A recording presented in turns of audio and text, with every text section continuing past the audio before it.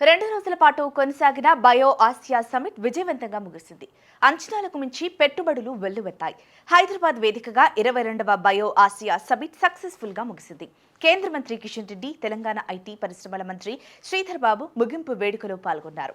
ప్రపంచంలోనే పేరొందిన ఫార్మా కంపెనీలు, హెల్త్ కేర్, లైఫ్ సైన్స్ మరియు బయోటెక్ కంపెనీలను హైదరాబాద్ నుంచి పనిచేస్తున్నాయన్నారు.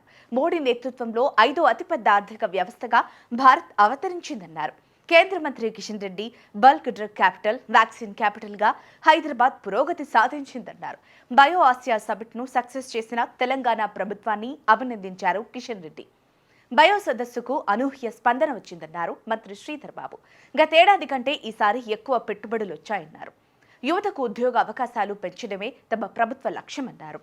50 దేశాలకు చెందిన 3,000 మంది ప్రతినిధుల బయో ఆసియా సదస్సుకు హాజరయ్యారు. 700 స్టార్టప్ కంపెనీలు, 80కి పైగా ప్రముఖ సంస్థలు ఈ వేదికగా తమ ఆవిష్కరణలను పరిచయం చేశాయి.